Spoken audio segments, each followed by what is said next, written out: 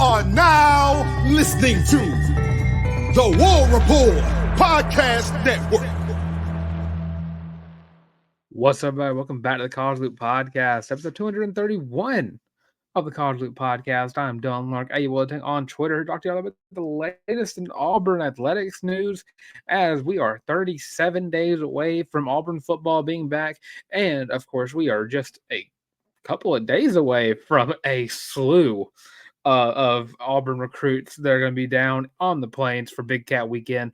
Expecting a huge week there.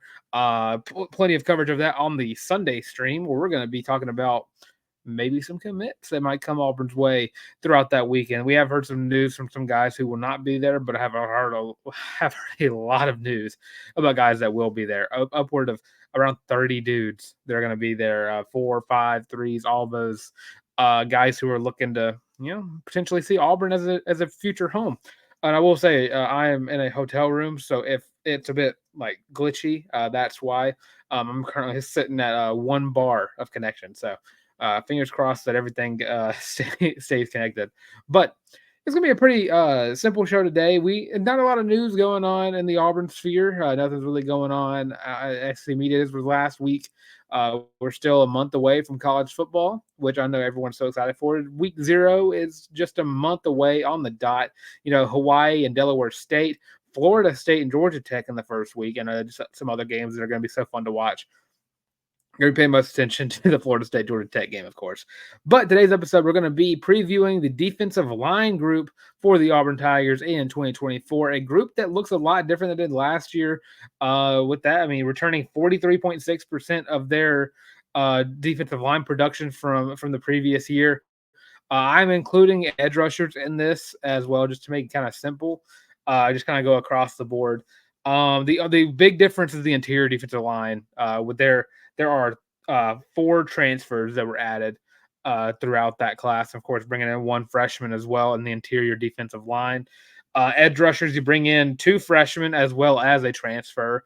Defensive end, you got a freshman, and I'm going to count Joe Phillips as an edge rusher. It's also defensive. I have him playing both sides. He was recruited as a linebacker since linebacker on his recruiting profile, but he's a pass rusher, so I think he's going to be playing more of the edge position, but I could see him flipping on both sides. Just kind of start with the defensive tackle position.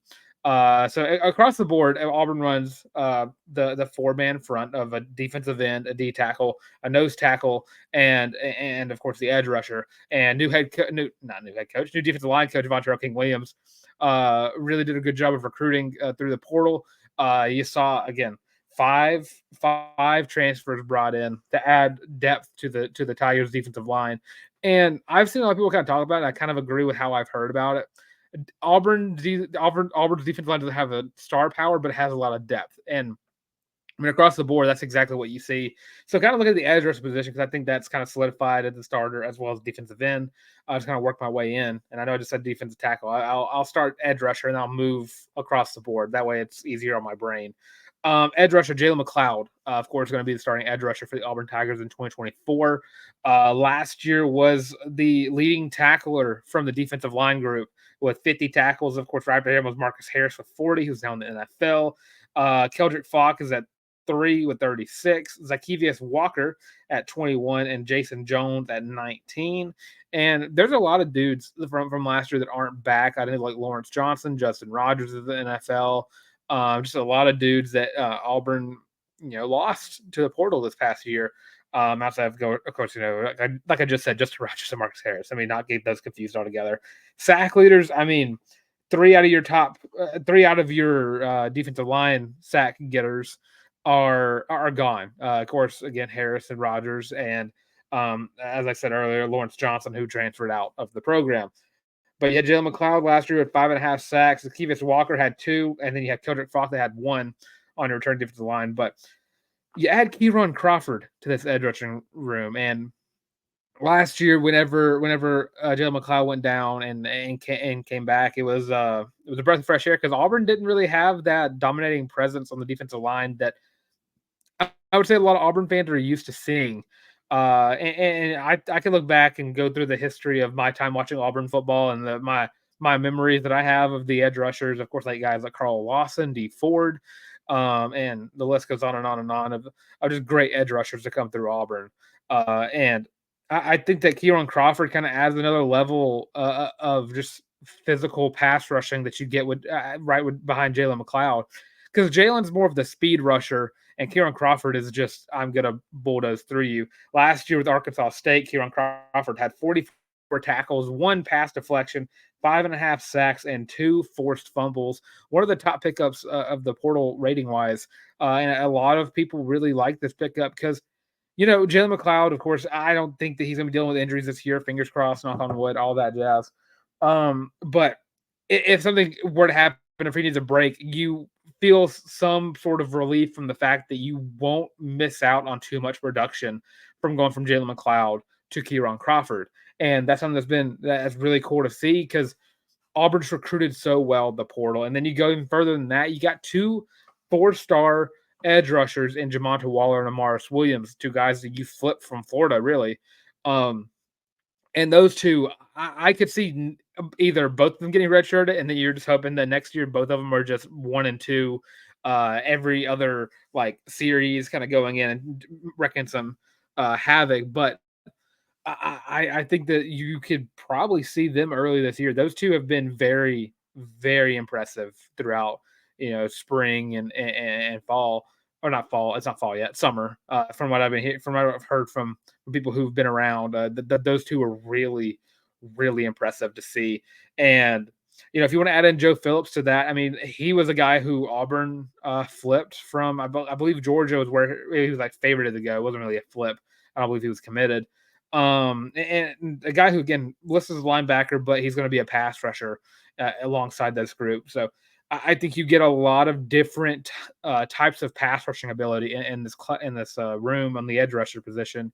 And then if you kind of move into the nose tackle right next to it, you're still going to have Jason Jones there. I'm not thinking that I think Jason Jones is either going to be right behind Terrell Carter or he's going to be right above Terrell Carter. I think that they've kind of intermingle there. They both kind of shared the same like size, and Jason Jones had a pretty decent year last year. I know, and I got a lot of flack. I definitely think Jason Jones even gave me some flack, just for me saying that I don't know what nose tackles do.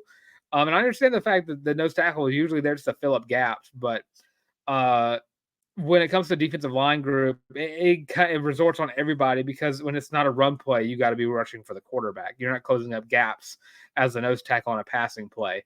And those 2, I think, kind of add a nice little 1-2 punch because those 2 are going to be your 2 heavy sets, your 2 heavy hitters. I mean, Terrell Carter last year on Texas didn't get over 10 tackles. He had 9 tackles. He had a sack and a forced fumble. And again, you're not going to get a lot of tackles from those tackles. They're typically there just to make sure the running back can't go through the middle of the offensive line. And that in the SEC, where you have plenty of teams that want to run the ball right down your throat. I mean, you have Rocket Sanders of South Carolina. You have Travis Etienne, to make sure I didn't get him confused, at Georgia. And of course, just across the board, just this awesome number of running backs in the SEC. And you want that in this group. And behind those 2, you're going to have Quantrell Jameson Travis, who had a pretty quiet year last year, but has been very impressive. Had a very good A-Day game as well. And those 2 are going to be that group of 3 is probably going to be constantly changing. Is what that's how I see the nose tackle position. And then you also kind of mix in the guys next to him on the D tackle position. Philip Bleedy from Indiana, very athletic. Physical defensive tackle from Indiana last year for the Hoosiers, 30 tackles and a pass deflection. I think that he's going to be the starting DT going into this year. I've been very impressed with him ever since he committed to Auburn. I went and watched the film. Very impressive. You rarely find a DT that physical and athletic at his size. And it's just something really fun to watch. And I think that he's going to fit in very, very well. He's going from the Big Ten to the SEC. And defensive line wise, not really big of a difference there. I think the Big Ten has been probably the second best in terms of producing NFL defensive linemen. Along again with the Big 12, I probably like 3 right there. And speaking of Big 12, I mean, you got a guy right there, Gage Keys, who I think could be playing on both sides of the D line, of the interior defensive line in terms of DT and nose tackle. last year for the Kansas City Jayhawks, where Gage Keys is transferring in from. He also played at Minnesota 2 years ago alongside, I believe, Cheryl Carter. So that's a lot of fun. But Gage Keys last year for the Jayhawks had 21 tackles. So bringing a lot of tackles in to the defensive line group. And then after Gage Keys and Philip Bleedy, you kind of I don't want to say you lower the you kind of see less of stats. You have Isaiah Rakes from USC. You transferred to USC from Texas A&M, part of one of those really good classes that Jimbo Fisher brought in. Rakes last year had 17 tackles and a sack and a forced fumble at USC. And you kind of see like the standards being made. These guys are heavy hitters because if you're forcing fumbles, you're hitting hard. I think the interior of this defensive line is really, really good. I would not want to say that there's a superstar level.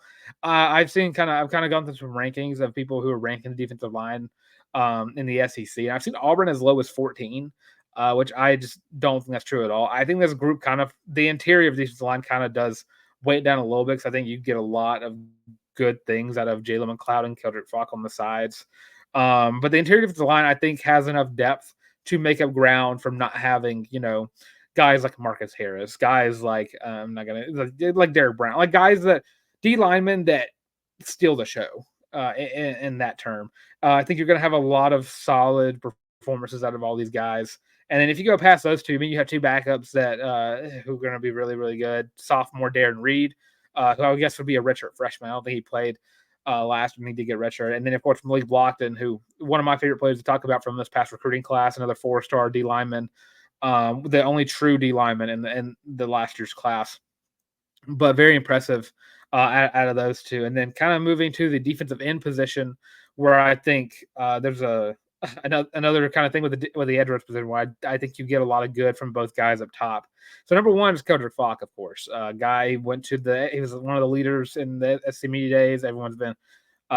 Everyone's rightfully been raving about how great of a leader he's been on the field, off the field, in the locker room as a young guy going into his true sophomore year, and just stealing the show. Last year, of course, it brought him up 36 tackles as well as getting a sack and just whenever he finally got in, he did not look like a true freshman, and that's something that you love to hear. He's wearing He's wearing number 15, which you got to be really good as a defensive lineman to wear wear a team number like that. And he fits the bill. He is like I don't want to say the next great because I think he's already getting to that point, but he is. I guess I'll go back and say it. He is the next great Auburn defensive lineman at the defensive end position at that.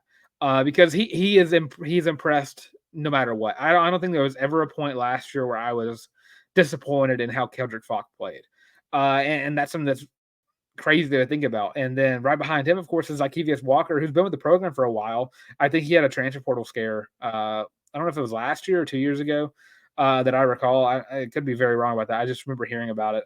But last year he had 21 tackles. He also had a couple of sacks. Going to come in as a defensive end. On the bigger side of things, when it comes to weight, he does have the defensive lineman weight, and kind of going to be good in like short distance and stopping the outside run because it's going to be kind of hard to run through him. I'm very impressed with how these two kind of how they kind of mesh together. And Ikevius Walker, I like that he's words are hard. Came back and is going to be back with the team this year. Behind those two, again, I have Joe Phillips again alongside this. I think he can go on both sides of the defensive line. And then you have TJ Lindsey, another one of those 4-star, 3-star, whatever you want to call it. 4-star. I think 4-star. We'll go 4-star. Always go with the higher ranked the rating that you see. TJ Lindsey, of course, with IMG coming in, another one of those big pickups in that 2024 class. I mean, this defensive line, again, as I said before, I don't think it's going to be outside of, I think, Jalen McLeod and Keldrick Falk. I don't think you're going to have guys who like light up the stat sheet in the interior. I think you're going to have a very solid year. I mean, the front seven, it kind of works out very well together. We'll talk about the linebackers next week with Eugene Asante and Austin Keys losing the charge there. But I think they do add a nice collection of a front seven. I've seen, again, I think CBS ranked Auburn as like 12th in terms of their front seven. I don't think that's true. I think there are definitely teams with a lot worse front sevens. I think it's more of the don't know what they have yet rankings, and that's just the curse of the preseason, is the fact that people were just, we haven't seen them play yet, so we're going to rank them low. And I mean, I'm excited for this defensive line. And I mean, their first test is going to be against teams like Arkansas and Oklahoma, teams that can run the ball very well. Um, and of course, Oklahoma being a team that can also pass the ball, have a very nice little collection of wide receivers. So really, I think I'm going to rearrange what I said. Actually, hold on a minute. First real test rushing wise is going to be against Cal, against Jade Knott. And then the first real passing game test is going to be against Oklahoma.